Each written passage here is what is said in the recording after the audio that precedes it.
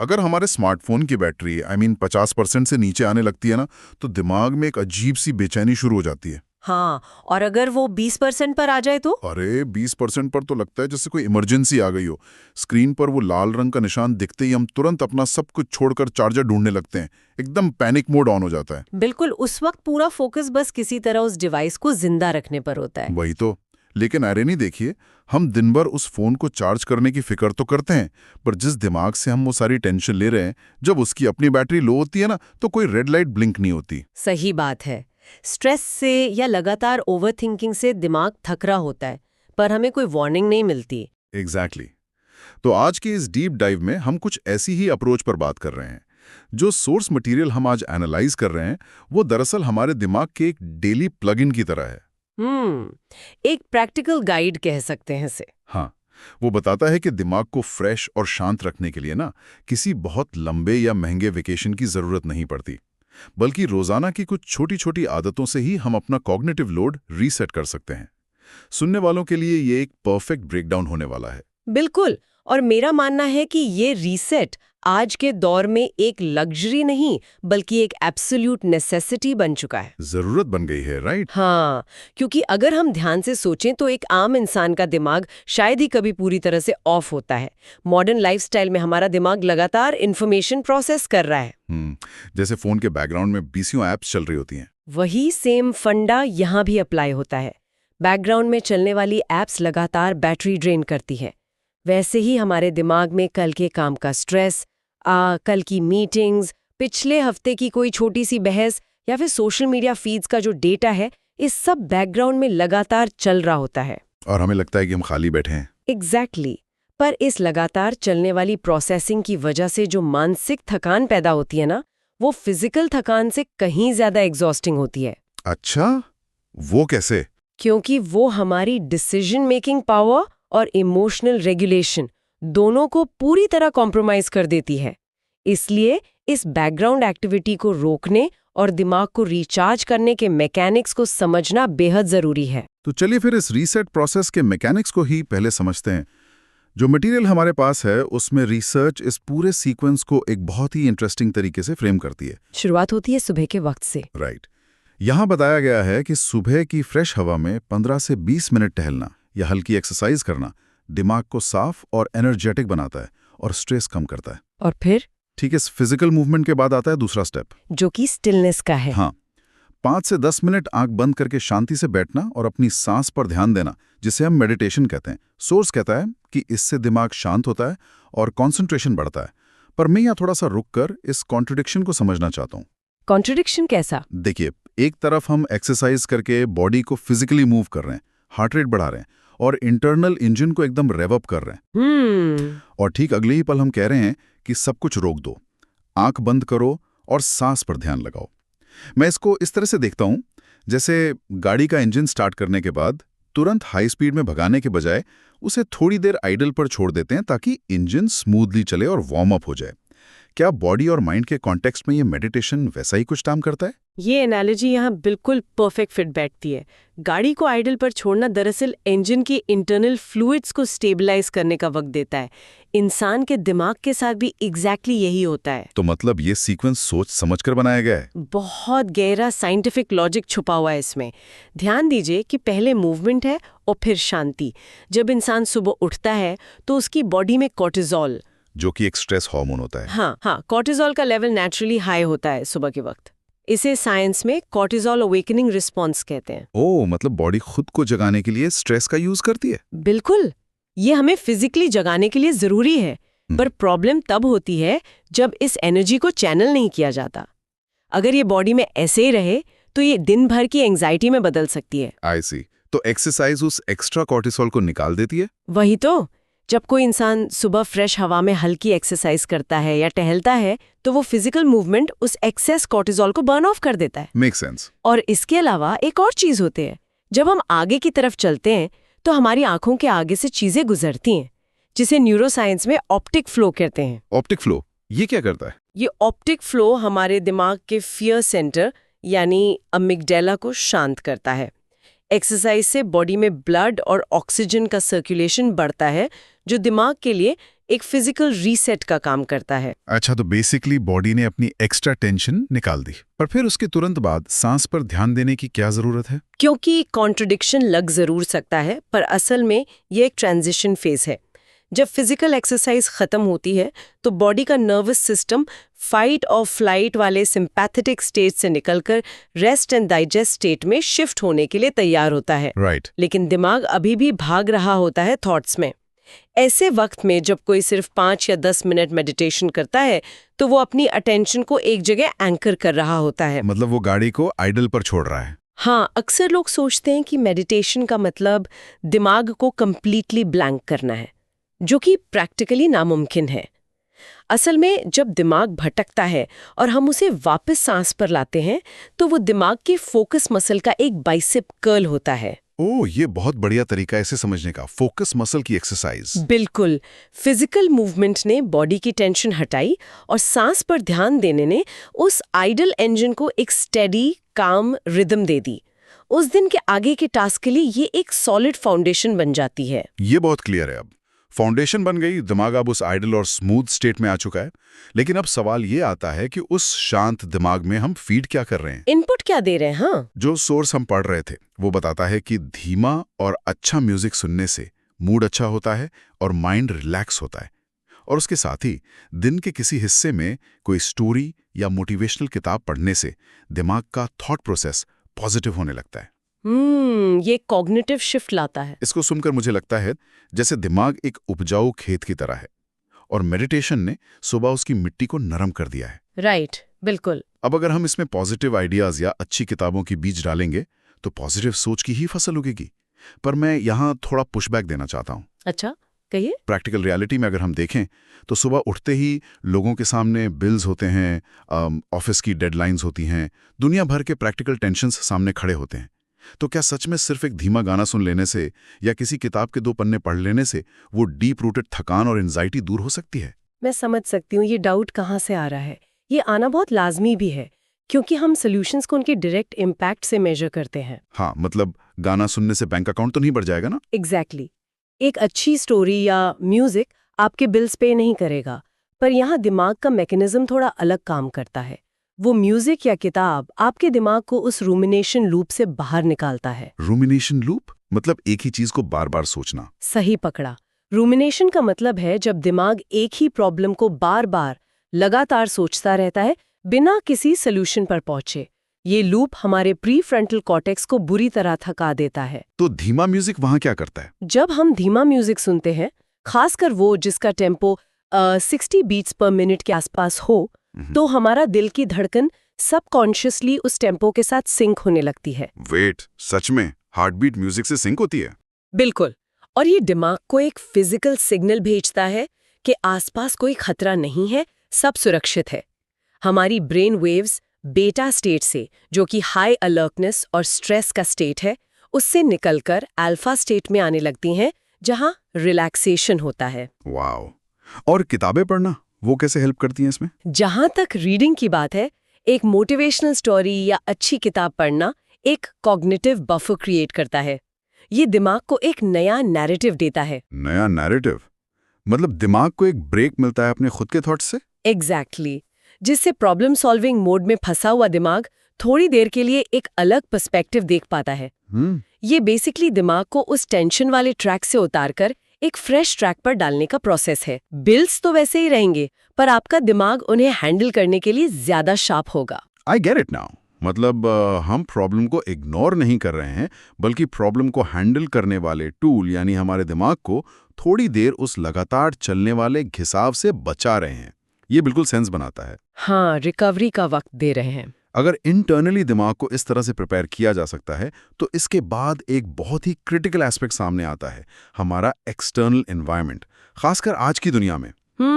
Environment का role तो बहुत बड़ा है। सोर्स मटेरियल एक ऐसी बात पॉइंट आउट करता है जो आज की जनरेशन के लिए सबसे ज्यादा रिलेवेंट लगती है। वो है नेचर और डिजिटल स्क्रीन्स के बीच का टकराव। उसमें क्लियरली लिखा है कि पेड़ पौधों या खुली जगह में बैठने से मन को डीपली सुकून मिलता है, और डिजिटल स्क्रीन्स का बिल्कुल ऑपोजिट इफेक्ट होता है। बिल्कुल उसके ठीक विपरीत, ज्यादा मोबाइल यूज करने से दिमाग फिजिकली और मेंटली एग्जॉस्ट हो जाता है। इसलिए डिजिटल डिटॉक्स यानी बिना मोबाइल के वक्त बिताना बहुत अहम है। सही बात है। मैं इसको थोड़ा ऐसे देखता हूँ, आजकल मोबाइल स्क्रीन्स ना हमारे दिमाग के लिए जंक फूड की तरह बन गए हैं। हर नोटिफिकेशन, हर स्क्रॉल, हर शॉर्ट वीडियो एक क्विक डोपामिन हिट तो देता है, पर उसमें कोई मेंटल न्यूट्रिशन नहीं होता। वही कोई रियल न्यूट्रिशन नहीं है। हर वक्त कंज्यूम करते रहने से कॉग्निटिव हेल्थ का वही हाल होता है जो लगातार फास्ट फूड खाने से हमारी फिजिकल हेल्थ का होता है। ये जंक फूड वाला कंपैरिजन असल में न्यूरोबायोलॉजी के लेवल पर एकदम सच है। जैसे जंक फूड इंसान की भूख तो मिटा देता है पर बॉडी को माल नरिश रखता है, वैसे ही लगातार स्क्रोलिंग दिमाग को ऑक्यूपाई तो रखती है पर उसकी रिकवरी बिल्कुल नहीं होने देती। तो इसका टेक्निकल रीजन क्या है? दिमाग इतना थक क्यों जाता है स्क्रीन से? इसे समझने के लिए हमें अटेंशन रेस्टोरेशन थ्योरी को देखना होगा। ओके, ये क्या होती है? जब भी इंसान स्क्रीन्स देखता है तो वो दिमाग की हार्ड फैसिनेशन को ट्रिगर करता है। हार्ड फैसिनेशन मतलब दिमाग को जोर लगाना पड़ता है? हाँ, दिमाग को फोकस करने के लिए बहुत मेहनत करनी पड़ती है। हर फ्लैशिंग लाइट, हर नया टेक्स्ट, हर नया शॉर्ट वीडियो दिमाग के एग्जीक्यूटिव सिस्टम से थोड़ी थोड़ी एनर्जी ड्रेन करता है। और हमें लगता है हम बस आराम से रील स्क्रॉल कर रहे हैं। यही तो ट्रिक है। बॉडी रिलैक्स लगती है पर दिमाग फुल स्पीड पर काम कर रहा होता है। दिन के अंत तक दिमाग का ये एग्जीक्यूटिव हिस्सा पूरी तरह निचोड़ जाता है, जिसे साइकोलॉजी में डिसीजन फटीग कहते हैं। पर देखिए, प्रॉब्लम ये है ना कि आज की दुनिया में बिना स्क्रीन के काम करना या दुनिया से जुड़े रहना लगभग नामुमकिन है। हम चाहें या ना चाहें, हमें काम के लिए स्क्रीन्स घूरनी ही पड़ती हैं। ये एक प्रैक्टिकल रियलिटी है।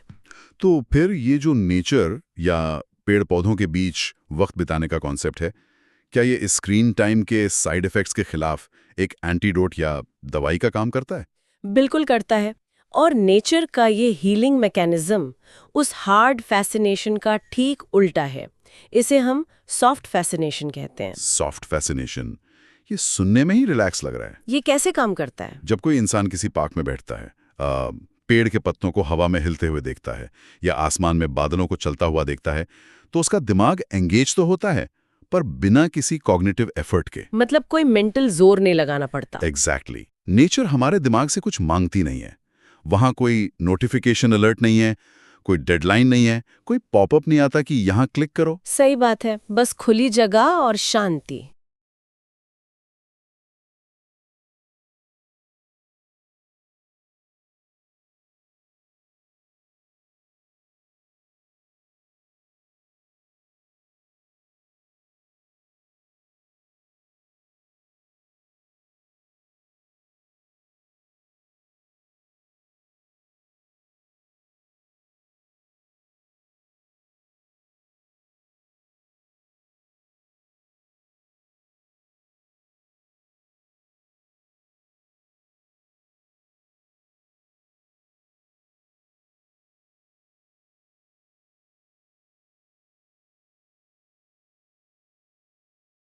ये सॉफ्ट फैसिनेशन दिमाग के एग्जीक्यूटिव फंक्शंस को पूरी तरह से ऑफ ड्यूटी कर देता है। इसीलिए जब सोर्स नेचर में वक्त बिताने और थोड़ी देर बिना फोन के रहने की सलाह देता है ना, तो वो दरअसल दिमाग के प्री फ्रंटल कॉर्टेक्स को हील होने का मौका देने की बात कर रहा है, उस लगातार चलने वाले सेंसरी ओवरलोड से डिस्कनेक्ट करके एक नेचुरल पेस पर आना। ये सुनकर लगता है जैसे नेचर सच में दिमाग का सबसे बड़ा वायरलेस चार्जर है। बहुत अच्छा फ्रेज यूज किया आपने, वायरलेस चार्जर, बिल्कुल यही है। पर चलिए, ये तो बात हुई उन आदतों की जो दिमाग में एक नई प्राण फूंक देती हैं, बैटरी को रिचार्ज करती हैं। लेकिन अब आते हैं हम उस पड़ाव पर जहां शायद सबसे ज्यादा गलतियां होती हैं, जिसे मैं द ड्रेन्स या द डोंट्स कहना चाहता हूँ। उन आदतों से बचाव जो दिमाग को वापस थका देती हैं। हाँ, दिमाग को थकाने वाली उन आदतों से बचाव जो इस सारी अच्छी मेहनत पर पानी फेर सकती हैं। अगर हमने रिचार्ज करना तो सीख लिया, पर उस लीक को ठीक नहीं किया, तो बैटरी तो फिर भी खाली रहेगी ना। सही बात है। लीकेज बंद करना सबसे पहला कदम होना चाहिए। जो सोर्स हम देख रहे हैं वो साफ तौर पर कुछ आदतों को पॉइंट आउट करता है जो बिल्कुल अवॉइड करनी चाहिए, जैसे लगातार मोबाइल चलाना, जिसके बारे में तो हमने अभी बात की। फिर आता है गुस्सा करना, नेगेटिव सोचना, देर रात तक जागना, और एक बहुत इंटरेस्टिंग पॉइंट, गलत संगति या बैड कंपनी में रहना। ये सबसे बड़े एनर्जी ड्रेन्स हैं। मैं इसे एक एनालॉजी से समझाता हूँ। ये सिचुएशन बिल्कुल एक ऐसी बाल्टी की तरह है जिसमें कई बड़े छेद हैं। हम चाहे उस बाल्टी में सुबह का मेडिटेशन, नेचर की शांति और धीमे म्यूजिक का कितना भी फ्रेश पानी भरते रहें, पानी तो निकल ही जाएगा। वही, अगर उसमें गुस्से का, नेगेटिव थिंकिंग का और लेट नाइट्स का छेद है तो पूरे दिन की सारी फ्रेश एनर्जी लीक होना तय है। और इस लीकेज का जो इम्पैक्ट हमारी बॉडी और ब्रेन पर होता है ना, वो इतना सिवियर होता है जिसका अमूमन लोग अंदाजा भी नहीं लगा पाते। अगर हम इस लिस्ट के एक एक पॉइंट को न्यूरोबायोलॉजी के नज़रिए से देखें तो साफ समझ आता है कि ये डोंट्स अवॉइड करना इतना क्रिटिकल क्यों है। तो इस गुस्से वाले पॉइंट से शुरू करते हैं। गुस्सा कैसे ड्रेन करता है हमें? सबसे पहले गुस्सा या क्रॉनिकली नेगेटिव सोचना। जब कोई गुस्से में होता है तो उसकी बॉडी में एड्रेनालिन और कॉर्टिसोल का फ्लड आ जाता है।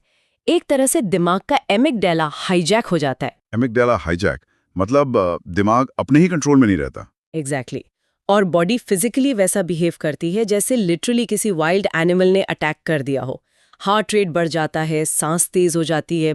ये प्रोसेस दिमाग का इतना ज़्यादा ग्लूकोज और मेटाबॉलिक एनर्जी खा जाता है कि इंसान बिना कोई फिजिकल लेबर किए भी डीपली एग्जॉस्ट हो जाता है। अरे हाँ, लोग गुस्सा करने के बाद अक्सर कहते हैं कि मैं थक गया हूँ इस सबसे। वही तो, नेगेटिव थिंकिंग भी एग्जैक्टली यही काम करती है। वो दिमाग को लगातार उसी आर्टिफिशियल थ्रेट मोड में रखती है जहां वो कभी उस रेस्ट एंड डाइजेस्ट मोड में वापस ही नहीं आ पाता। गुस्सा और नेगेटिविटी ये तो मुझे समझ आते हैं क्योंकि वो हमारे इंटरनल ट्रिगर्स हैं। देर रात तक जागना भी ठीक है, डायरेक्टली फिजिकल थकान देता है। पर इस लिस्ट में जो गलत संगति यानी बैड कंपनी का जिक्र है, इसने मेरा ध्यान खींचा। लोग अक्सर बैड कंपनी को सिर्फ मोरल या कैरेक्टर के नजरिए से देखते हैं कि बुरे लोगों के साथ रहोगे तो बुरे बनोगे। हाँ, समझ में इसको मोस्टली एथिक्स से जोड़ा जाता है। राइट। लेकिन एक दिमाग की थकान या इस कॉग्निटिव लोड के एंगल से बैड कंपनी का क्या कनेक्शन है? ये मुझे सच में काफी इंटरेस्टिंग लग रहा है। मैं इस पर आपका ओपिनियन चाहता हूँ। ये इस लिस्ट का सबसे न्यूएंस्ड और सच कहूं तो सबसे गहरा पॉइंट है। देखिए, इंसानी दिमाग बायोलॉजिकली इस तरह वायर्ड है कि वो अपने आसपास के लोगों की एनर्जी और इमोशंस को मिरर करता है। मिरर करता है मतलब कॉपी करता है। हाँ, हमारे दिमाग में ना मिरर न्यूरॉन्स होते हैं। अगर कोई इंसान ऐसी कंपनी में है जहां लोग लगातार कंप्लेन करते हैं, गॉसिप करते हैं या दुनिया को लेकर हमेशा सिनिक रहते हैं, तो उसका असर हमारे दिमाग पर भी होता है। बिल्कुल, उसके मिरर न्यूरॉन्स अनजाने में ही उस नेगेटिविटी को प्रोसेस करने लगते हैं। इसको साइकोलॉजी में इमोशनल कंटेजन कहते हैं, यानी इमोशंस का इन्फेक्शन। वाओ, इमोशनल कंटेजन, ये तो सुनने में ही खतरनाक लग रहा है। खतरनाक इसलिए है क्योंकि आपको उस दूसरे इंसान की नेगेटिविटी से खुद को बचाने के लिए या उस नेगेटिविटी को इंटरनलाइज ना करने के लिए अपने दिमाग का एक बड़ा हिस्सा डिफेंसिव मोड में रखना पड़ता है। और ये अपने आप में एक मैसिव कॉग्निटिव ड्रेन है। आई सी, मतलब आप लगातार एक शील्ड पकड़कर खड़े हैं मेंटली, उसमें एनर्जी लग रही है। एग्जैक्टली। सोचिए, एक तरफ हम ध्यान और नेचर के जरिए दिमाग को शांत करना चाहते हैं और दूसरी तरफ ऐसी संगत में रहकर दिमाग को अननेसेसरीली स्ट्रेस और इमोशनल रेगुलेशन के काम में लगा देते हैं। वो इंटरनल कॉन्ट्रडिक्शन बन जाता है। ये तो वही बात हो गई कि चार्जर लगा हुआ है पर आप लगातार हैवी गेम्स भी खेल रहे हैं फोन पर। बहुत सटीक कंपैरिजन है। और सोचिए, जब आप इस इमोशनल ड्रेन के ऊपर से देर रात तक जागना भी ऐड कर देते हैं तो क्या होता है? नींद कम आती है, दिमाग थका रहता है। उससे भी ज्यादा, आप अपने दिमाग का वेस्ट क्लियरेंस सिस्टम, जिसे ग्लिम्फेटिक सिस्टम कहते हैं, उसे अपना काम नहीं करने देते। Waste clearance system? हाँ, नींद के दौरान ही दिमाग अपने दिन भर के मेटाबॉलिक वेस्ट को साफ करता है। तो एक लीकेज के ऊपर आप अपना बेसिक रिकवरी सिस्टम भी ब्लॉक कर रहे हैं देर रात तक जागकर। ओ बाप रे। तो इस पूरे एनालिसिस से जो सबसे बड़ी तस्वीर निकल कर आती है मेरे सामने, वो ये है कि प्रोडक्टिविटी, फोकस और पीस ऑफ माइंड, ये तीनों अलग अलग चीजें नहीं है। बिल्कुल नहीं, सब इंटरलिंक्ड है। इन सब का रास्ता दिमाग के प्रॉपर्ली रेस्टेड होने से ही गुजर रहा है।